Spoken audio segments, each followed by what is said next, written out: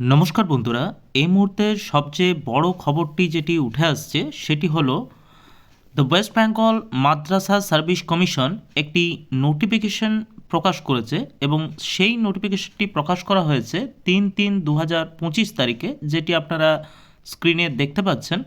এখানে বলা হয়েছে reverification of documents of candidate who appear in the interview 7 SLST for class 9, 10, 11, 12।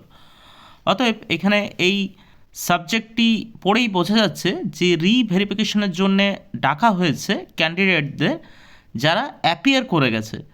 তো কেন এই বিষয়ে ডাকা হয়েছে এই নিয়ে আমরা আলোচনা করব, কিন্তু প্রথমে আমরা নোটিশটি দেখে নিই।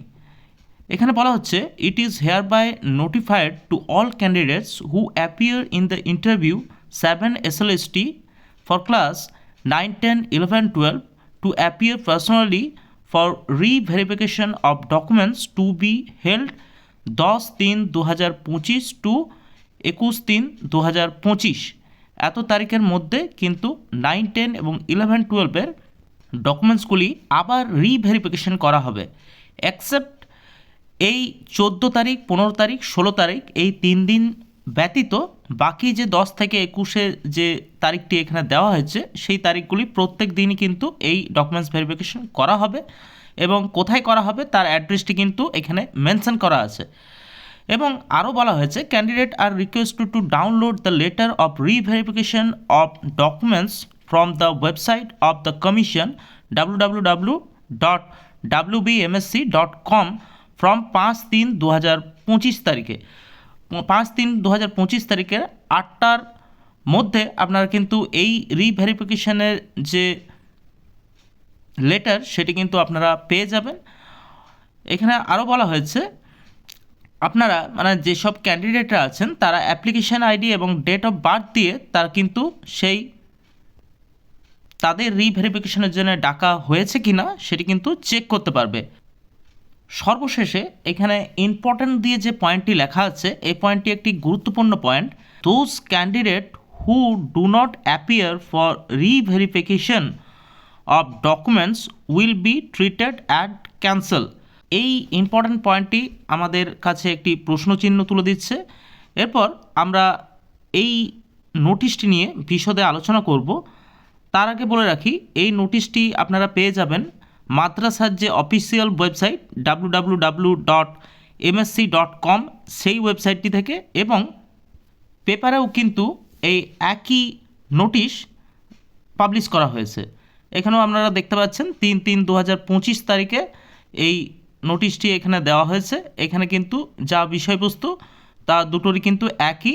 অতএব আপনারা যে কোনো একটি জায়গা থেকে দেখলেই আপনারা কিন্তু এই নোটিশটি পেয়ে যাবেন।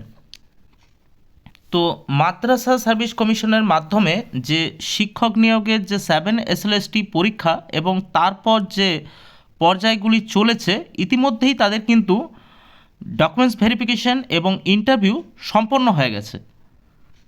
তা সত্ত্বেও এই 3রা মার্চের যে নোটিফিকেশন জারি করা হয়েছে সেখানে জানানো হয়েছে কিন্তু ইতিমধ্যেই যারা ডকুমেন্টস ভেরিফিকেশন কমপ্লিট করেছেন বা ইন্টারভিউ দিয়েছেন তাদের কিন্তু পুনরায় ডকুমেন্টস ভেরিফিকেশনে ডাকা হয়েছে। এই তথ্যটি সামনে আসার পর থেকেই যারা হয়তো অলরেডি জেনে গেছেন তারা কিন্তু ইতিমধ্যেই ডকুমেন্টস ভেরিফিকেশন এবং ইন্টারভিউ দিয়েছেন এমন যারা ক্যান্ডিডেট আছেন তারা কিন্তু তাদের মধ্যে একটি উদ্বেগ শুরু হয়েছে, এবং সেই সব ক্যান্ডিডেটরা ছাড়াও যারা অন্যান্য মাদ্রাসা চাকরির জন্য পড়াশোনা করছেন তাদের মধ্যেও কিন্তু একটি প্রশ্নচিহ্ন তৈরি হয়েছে। কারণ একবার যখন ডকুমেন্টস ভেরিফিকেশন করে নেওয়া হয়েছে তারপরেও আবার কেন রিভেরিফিকেশনের জন্য ডাকা হলো। তো এই কারণটির জন্যে খুব সম্ভবত মনে করা যাচ্ছে মাদ্রাসা service commission final merit list তৈরি করার আগের সময়ে কিছু হয়তো অসঙ্গতি, তথ্যগত ত্রুটি নজরে পড়েছে, তাই হয়তো নতুন করে রিভেরিফিকেশন করার প্রয়োজন তারা মনে করছেন। কারণ ফাইনাল যে মেরিট লিস্ট সেই মেরিট লিস্টে যদি কোনো অসঙ্গতি বা ত্রুটি ধরা পড়ে সেখানে কিন্তু কোনোভাবেই বিষয়টিকে কারেকশান করা সম্ভব হবে না। সেই কারণেই হয়তো এই রিভেরিফিকেশনের প্রসেসের জন্যে আবার কিন্তু ক্যান্ডিডেটদের ডাকা হচ্ছে। তো এই রিভেরিফিকেশনের ব্যাপারে কোনো তথ্য, কোনো রকম কোনো আপডেট পেলে অবশ্যই সেটি আপনাদের ভিডিওর মাধ্যমে তুলে ধরবো। আপনারা চাইলে আমাদের চ্যানেলটি সাবস্ক্রাইব করে রাখতে পারেন পরবর্তী ভিডিওর আপডেট পেতে। ধন্যবাদ পুরো ভিডিওটি দেখার জন্যে। নমস্কার।